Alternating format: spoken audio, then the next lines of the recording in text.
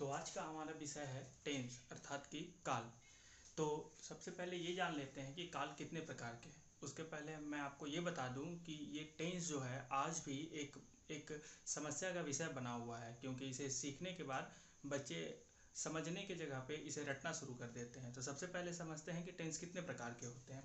तो देखिए, सबसे पहले टेंस जो है वो 3 प्रकार के होते हैं: वर्तमान काल, भूतकाल और भविष्य काल। वर्तमान काल अर्थात कि प्रेजेंट टेंस, भूतकाल अर्थात कि पास्ट टेंस और भविष्य काल अर्थात कि फ्यूचर टेंस।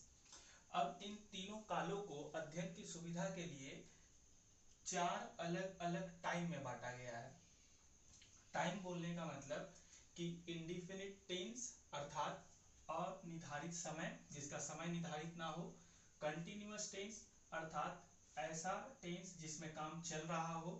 परफेक्ट टेंस जिसमें काम पूरी तरह से पूरा हो चुका हो। और परफेक्ट कंटिन्यूअस अर्थात कि जिसमें काम पूरा भी हो चुका हो और चल भी रहा हो। तो इन 4 टेंसों को, 4 समय को हम इस टेंस में फिट करेंगे। देखिए कैसे। सबसे पहले वर्तमान काल अर्थात कि प्रेजेंट टेंस। प्रेजेंट टेंस को हम लोग बोलेंगे प्रेजेंट इंडिफिनिट टेंस। उसके बाद प्रेजेंट कंटिन्यूअस टेंस। उसके बाद present perfect tense, present perfect continuous tense. इस प्रकार से टेंस मूलतः 3 प्रकार से हुए, अर्थात कि काल 3 प्रकार के होते हैं: वर्तमान काल, भूतकाल और भविष्य काल। तथा इन्हीं 3 कालों को 4 समय अवधि में बांटा जाता है। इंडिफिनिट टेंस अर्थात कि अनिर्धारित काल, मतलब ऐसा टेंस जिसमें समय का निर्धारण ना हो। जैसे मैं फुटबॉल खेलता हूँ, कब से खेलता हूँ, कब तक खेलूंगा, कहाँ खेलूंगा, अर्थात यहाँ पे समय निर्धारित नहीं होता है। इसके बाद कंटिन्यूअस टेंस। कंटिन्यूअस टेंस का मतलब होता है जिसमें काम चलता रहता है। जैसे मैं पत्र लिख रहा हूँ, अर्थात मैं अभी भी पत्र लिख रहा हूँ, काम जो है वो चल रहा है। उसके बाद होता है परफेक्ट टेंस, मैं पत्र लिख चुका हूँ, इसमें काम पूरी तरह से हो चुका होता है। और परफेक्ट कंटिन्यूअस टेंस, इसमें काम पूरा भी हो चुका होता है और आंशिक रूप से आगे भी चलता रहेगा। जैसे मैं 5 वर्षों से हिंदी बोल रहा हूँ, अर्थात कि मैं आज भी हिंदी बोल रहा हूँ और बाद में भी बोलता रहूंगा, मतलब हिंदी बोलने का काम समाप्त भी हो चुका है और आगे भी चलता रहेगा। तो इस तरह से इन 3 टेंसों को आप इन 4 टाइम्स में फिट कीजिएगा। तो कुल मिलाकर 3 tense into 4 time equal to 12, अर्थात टेंस के अगर आप इन 12 भागों को समझ जाते हैं तो ये टेंस की समस्या समाप्त हो जाएगी। मगर इसके पहले एक बात बता दें, अगर आप पुरानी पारंपरिक तरीकों से आज भी टेंस को समझने के बाद रटना शुरू करते हैं तो मेरी सलाह है इस वीडियो को यहीं पे बंद कर दें, क्योंकि मैं जैसे आपको टेंस बताने वाला हूं उसके बाद आपको टेंस को किसी तरह से रटने की आवश्यकता नहीं पड़ेगी। चलिए तो आगे बढ़ते हैं और देखते हैं, समझते हैं इन 12 भागों को। तो अभी तक मैंने आपको बताया कि टेंस 3 प्रकार के होते हैं: वर्तमान काल, भूतकाल और भविष्य काल। और इस प्रत्येक काल के 4 भाग होते हैं। जैसे present indefinite tense, present continuous tense, present perfect tense और प्रेजेंट परफेक्ट कंटिन्यूअस टेंस। ठीक इसी तरह से past tense, past indefinite tense, past continuous tense, past perfect continuous, past perfect tense और अंत में पास्ट परफेक्ट कंटिन्यूअस टेंस। ठीक इसी तरह से future tense, future indefinite tense, future continuous tense, future perfect tense, future perfect continuous tense. तो अगर 3 tense को उसके 4 टाइम्स के साथ भाग दिया जाए तो उत्तर आता है 12। आप इन 12 भागों को समझ लीजिए, टेंस क्लियर हो जाएगा।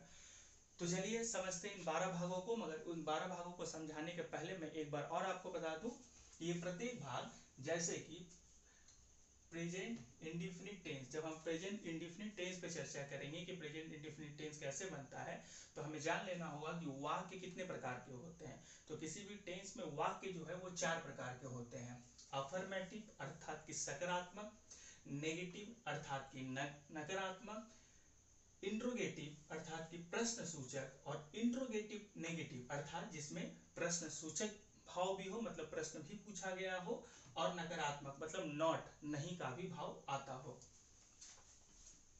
चलिए तो अभी सबसे पहले हम सीखेंगे प्रेजेंट टेंस का प्रेजेंट इंडेफिनिट अर्थात प्रेजेंट टेंस का प्रेजेंट इंडेफिनिट हम सबसे पहले सीखेंगे। तो चलिए प्रेजेंट इंडेफिनिट एक बार मैं फिर से आपको बता दूं कि प्रेजेंट इंडेफिनिट का मतलब होता है जिसमें काम का समय निर्धारित ना हो। जैसे वाक्य में यहाँ पे लिखा हूँ मैं काम करता हूँ, मैं काम करता हूँ, मगर मैं काम कब से करता हूँ, कितने बजे से करता हूँ, ये कुछ कोई निर्धारण नहीं है। चूंकि निर्धारण नहीं है इसीलिए इसको कहा जाता है इंडेफिनिट टेंस। इंडेफिनिट मतलब जिसमें टाइम को डिफाइन नहीं किया गया हो। चलिए सबसे पहले शुरू करते हैं इसका अफर्मेटिव। कैसे बनेगा इसका अफर्मेटिव? मैं काम करता हूं। अफर्मेटिव का मतलब होता है सकारात्मक। अब देखिए अफर्मेटिव बनाने का सबसे पहला रूल मैं बताया हूं कि सबसे पहले सब्जेक्ट लिखा जाता है। तो इस पूरे वाक्य में मैं काम करता हूं में मैं जो है वो सब्जेक्ट है। तो मैं को अंग्रेजी में लिखा जाता है आई, ठीक है। आई लिखने के बाद लिखा जाएगा मैं काम करता हूं, काम के लिए वर्क, WORK हो गया। सब्जेक्ट में एस या ईएस लगाना है, मगर एस या ईएस लगाने की विधि होती है कि आप सब्जेक्ट में तब एस या ईएस लगाइएगा जब थर्ड पर्सन सिंगुलर नंबर हो। पर्सन तीन तरह के होते हैं। जैसे मान लीजिए कि कहीं किसी मार्केट में खड़े होकर हम लोग बातचीत कर रहे हैं, तो अगर मैं बोलता हूं आपको बोलता हूं तो मैं बोलता हूं, मैं बोलने वाला हूं, मैं वाचक हूं तो मैं फर्स्ट पर्सन हुआ। आप श्रोता है सुनने वाले तो आप सेकंड पर्सन हुए, और जिसके बारे में बात कर रहे हैं वो थर्ड पर्सन हुआ। मतलब कि आई जो होता है वो फर्स्ट पर्सन होता है, मतलब कि मैं फर्स्ट पर्सन होता है। यू मतलब कि आप सेकंड पर्सन होते हैं, और ही सी या कोई भी नाम जो होता है वो थर्ड पर्सन होता है। तो अगर थर्ड पर्सन सिंगुलर नंबर आता है तो ही हम वर्ब में एस या ईएस का प्रयोग करेंगे, वरना नहीं करेंगे।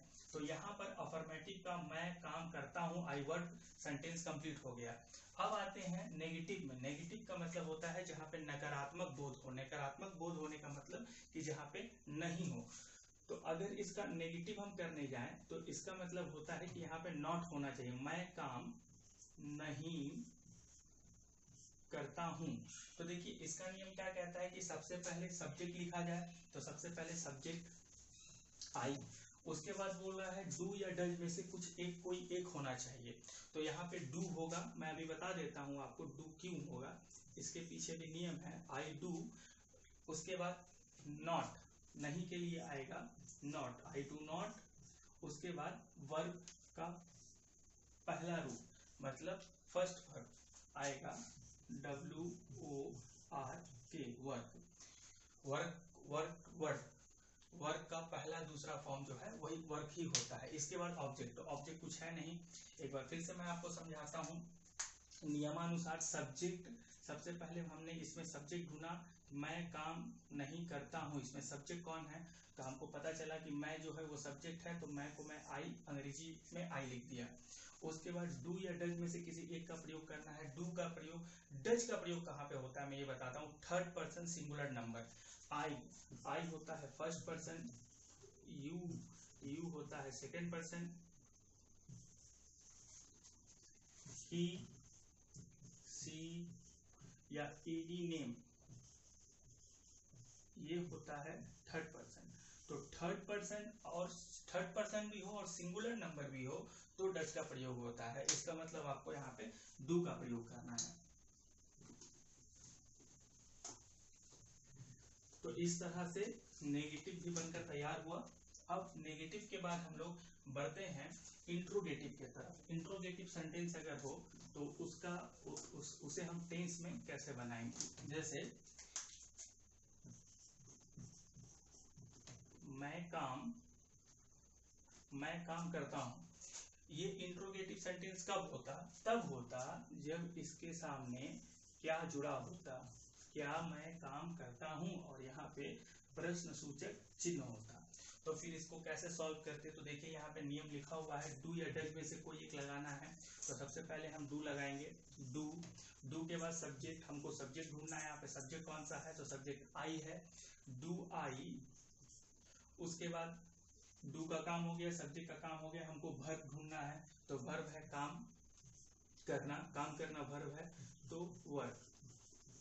तो कुल मिलकर जो नकारात्मक सेंटेंस जो है नेगेटिव, डू आई वर्क, जो इंट्रोगेटिव सेंटेंस है वो बनकर तैयार हो गया डू आई वर्क। इसके बाद क्या मैं काम करता हूँ, डू आई वर्क बनकर तैयार हो गया। इसके बाद देखिए एक ऐसा सेंटेंस होता है जो इंट्रोगेटिव भी होता है और नेगेटिव भी होता है, मतलब उसमें नकारात्मक भाव भी होते हैं और प्रश्न भी पूछा जाता है। तो क्या मैं काम नहीं, वो सेंटेंस ये होगा कि क्या मैं काम नहीं करता हूं। अब अगर इसका मुझे टेंस बनाना हो तो मैं कैसे बनाऊंगा, तो इसका नियम देखिए क्या बोलता है, डू या डज में से किसी एक का प्रयोग करना है कि हम डू का प्रयोग करेंगे। क्यों डू का प्रयोग करेंगे, क्योंकि डज का प्रयोग केवल थर्ड पर्सन सिंगुलर नंबर के साथ होता है।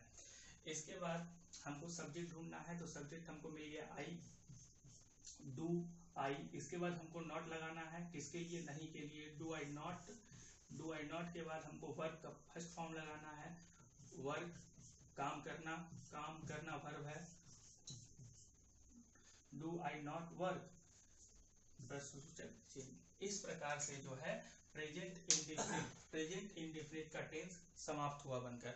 आप जरूरत समझे तो इन नियमों को कॉपी पे उतार ले, ये नियम काफी महत्वपूर्ण है, या वीडियो के कमेंट सेक्शन में ये नियम इस नियम का मैं एक नोट्स भी डाल दूंगा। धन्यवाद। चलिए तो एक बार रिपीट कर लेते हैं अभी तक हम लोगों ने क्या क्या सीखा। अभी तक हम लोगों ने जाना कि टेंस तीन प्रकार के होते हैं, प्रेजेंट टेंस, पास्ट टेंस और फ्यूचर टेंस। ये भी जाना कि समय के अनुसार समय चार प्रकार का होता है, इंडेफिनिट, कंटिन्यूअस, परफेक्ट और परफेक्ट कंटिन्यूअस। ये भी हम लोगों ने जाना है कि प्रत्येक टेंस को इन चारों के साथ फिट करना पड़ता है, जैसे present indefinite, present continuous, present perfect tense और प्रेजेंट परफेक्ट कंटिन्यूअस। हम आपको ये सिखला चुके हैं कि प्रेजेंट टेंस का इंडेफिनिट कैसे बनता है, मतलब प्रेजेंट इंडेफिनिट टेंस कैसे बनता है। अब हम सीखेंगे कि पास्ट इंडेफिनिट टेंस कैसे बनता है। तो उसके पहले मैं सबसे पहले आपको बताऊंगा कि पास्ट इंडेफिनिट टेंस को पहचाना कैसे जाए। तो पास्ट इंडेफिनिट टेंस को पहचानने का कि ये पास्ट इंडेफिनिट टेंस है, सबसे बड़ा यह तरीका होता है कि पास्ट इंडेफिनिट टेंस को सुनने या पढ़ने से ही ऐसा लगता है कि उसमें घटनाएं हो चुकी है, अर्थात कि उसमें था, थे, थी या ए थे जैसे शब्दों का प्रयोग मिलता है। जैसे मैंने सीखा, मतलब सीखने का काम यहाँ हो चुका है। हालांकि यहाँ पे था, थे, थी जैसे शब्द नहीं मिल रहे हैं, मगर इस सेंटेंस को पढ़ने से ऐसा लगता है कि यहाँ पे काम हो चुका है। अब देखिए सबसे पहले ये पास्ट इंडेफिनिट का अफर्मेटिव है। सबसे पहले हम पास्ट इंडेफिनिट का अफर्मेटिव सीखेंगे, फिर पास्ट इंडेफिनिट का नेगेटिव सीखेंगे, फिर पास्ट इंडेफिनिट का इंट्रोगेटिव सीखेंगे और फिर पास्ट इंडेफिनिट का इंट्रोगेटिव नेगेटिव सीखेंगे। तो फिर जाके हमारा पास्ट इंडेफिनिट टेंस भी कंप्लीट हो जाएगा। उसके बाद बचेगा केवल एक फ्यूचर इंडेफिनिट टेंस। उसके बाद इस वीडियो का, इस सेशन का एक पार्ट हम कंप्लीट कर लेंगे। तो चलिए सीखते हैं पास्ट इंडेफिनिट का अफर्मेटिव कैसे बनता है। तो देखिए अफर्मेटिव का रूल दिया हुआ है कि सबसे पहले सब्जेक्ट, तो सब्जेक्ट इसमें ढूंढ लिया जाए क्या है, मैंने सीखा। तो मैंने जो है वो सब्जेक्ट है, मैंने का अंग्रेजी में आई होता है, सीखने का लर्न होता है,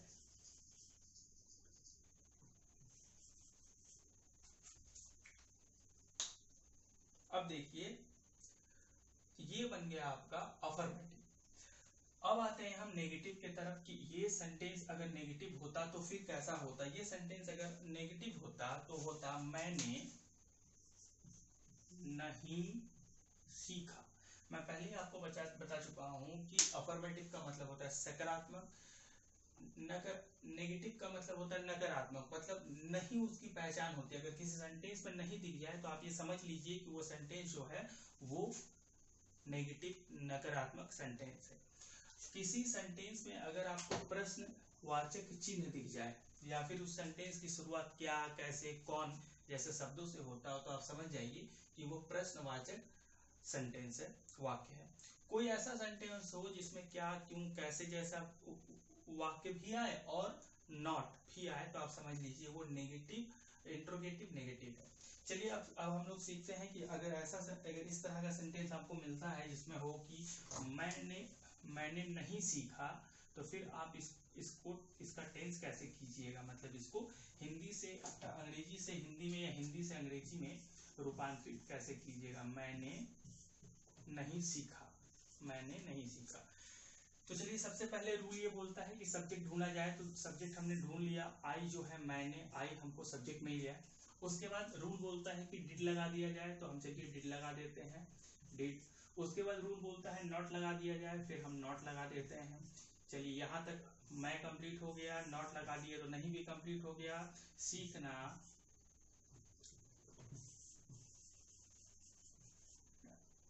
तो वर्ब का पहला भाग भी कंप्लीट हो गया। अब अदर्स, ऑब्जेक्ट या अदर्स, तो इस सेंटेंस में ऑब्जेक्ट या अदर्स नहीं है तो हम उसको नहीं लिखेंगे, ठीक है। मैंने नहीं सीखा, आई डिड नॉट लर्न। चलिए आगे बढ़ते हैं। अब ये तो बात हुई कि यहाँ पे हमने दो तरह के वाक्य को सीखे, एक तो अफर्मेटिव सीख लिए और दूसरा नेगेटिव सीख लिए। मगर अफर्मेटिव और नेगेटिव के अलावा यदि प्रश्नवाचक अर्थात कि इंट्रोगेटिव आता है तो ये वाक्य किस तरह का होता। अगर ये इंट्रोगेटिव होता तो इंट्रोगेटिव की पहचान ही मैं आपको बता चुका हूं कि उसकी शुरुआत क्या से होती है, क्या मैंने, ठीक है, क्या मैंने, क्योंकि इसकी शुरुआत क्या से हो रही है तो ये कौन सा सेंटेंस होगा, ये होगा इंट्रोगेटिव। क्या मैंने सीखा, ठीक है, क्या मैंने सीखा, प्रश्न सूचक चिन्ह, क्योंकि ये एक तरह से इंट्रोगेटिव सेंटेंस है। तो अब देखिए कि क्या मैंने सीखा, इसका रूल क्या बोलता है। सबसे पहले बोलता है डिड लगाने के लिए, डिड लगा देते हैं। उसके बाद बोलता है सब्जेक्ट ढूंढने के लिए, सब्जेक्ट हमने ढूंढ लिया, आई, डिड आई। उसके बाद वर्ब लर्न, सीखा, और ये डिड जो है क्या का सूचक है, तो यहाँ बन गया डिड आई लर्न, प्रश्न सूचक चिन्ह दे दीजिए, आपका सेंटेंस जो है बनकर डिड आई लर्न तैयार हो गया। चलिए अब आगे की ओर बढ़ते हैं और समझते हैं इंट्रोगेटिव नेगेटिव, मतलब कि एक ऐसा सेंटेंस जिसमें क्या भी आया हो और उसके अलावा नहीं भी मिलता हो, तो आप उसका टेंस कैसे बनाइएगा। तो देखिए कि क्या मैंने नहीं सीखा। देखिए यहाँ पे क्या भी है और नहीं भी है, क्या होने के कारण ये इंट्रोगेटिव सेंटेंस है और नहीं होने के कारण ये नकारात्मक सेंटेंस है। अर्थात नकारात्मक और प्रश्नात्मक और नकारात्मक जब दोनों ही वाक्य होता है, मतलब एक ही वाक्य में अगर नकारात्मक भी आता है, नॉट भी आता है और WH क्वेश्चन वर्ड भी आते हैं, जैसे कि क्या, कैसे, क्यों आते हैं, तो ऐसा सेंटेंस इंट्रोगेटिव नेगेटिव सेंटेंस कहलाता है।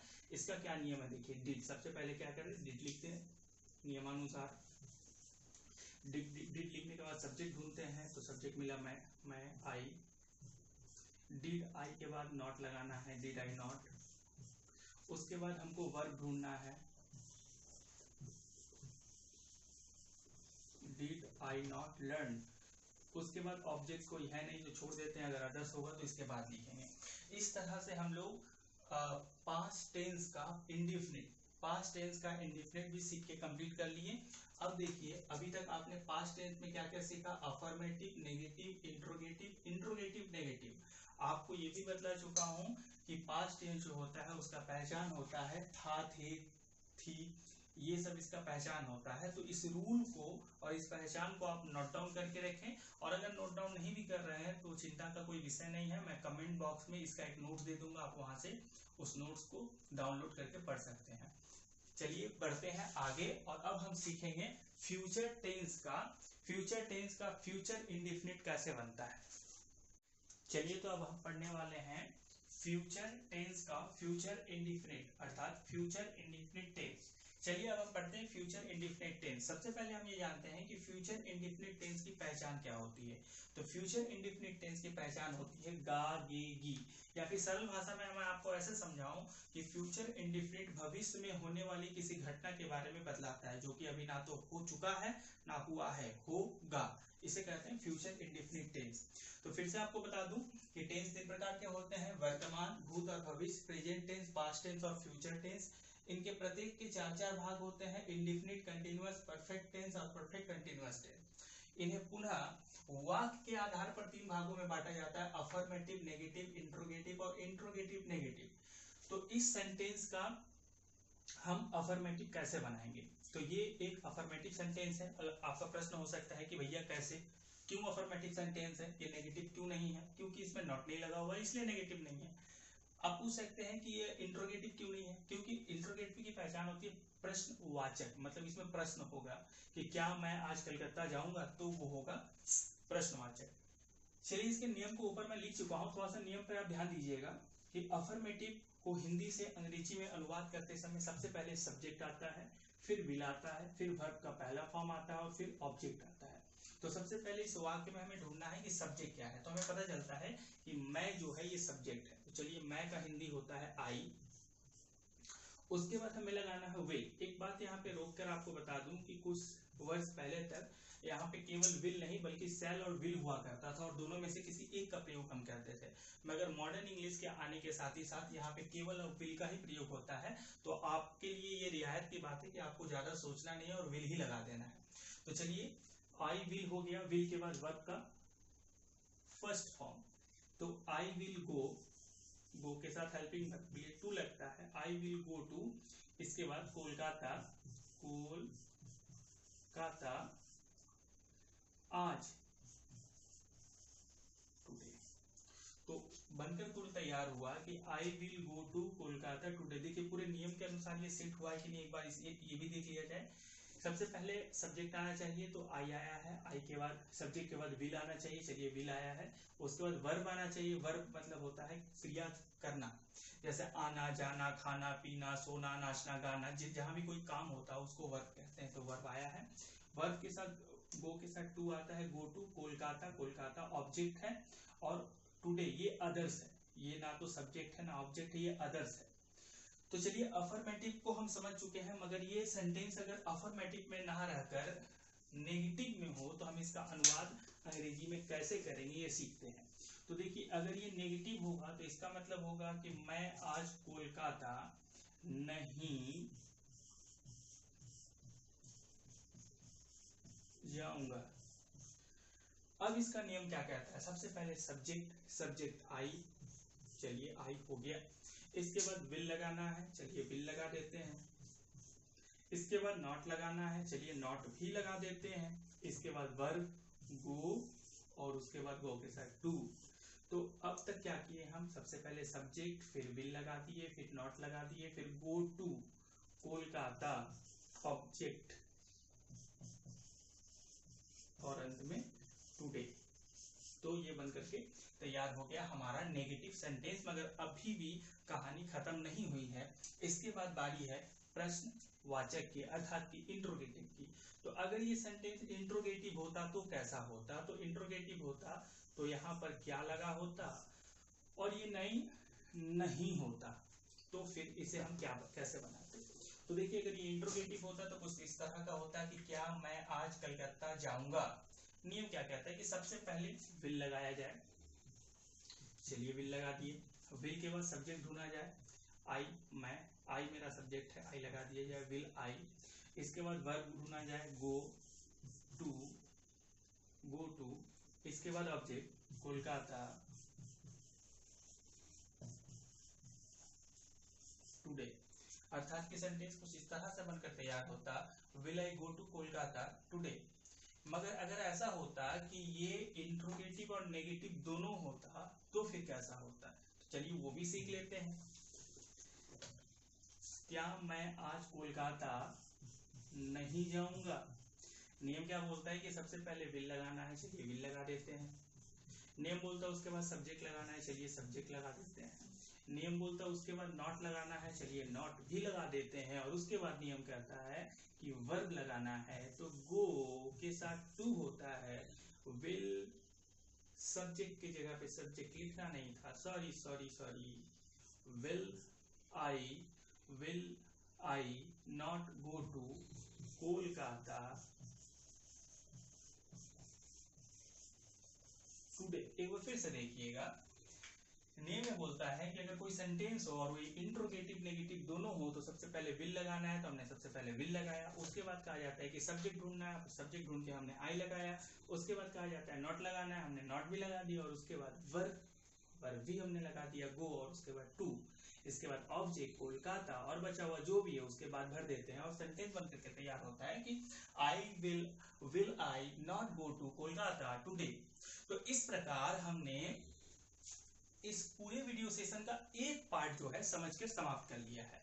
तो अगले वीडियो तक के लिए इंतजार कीजिए। Have a good day.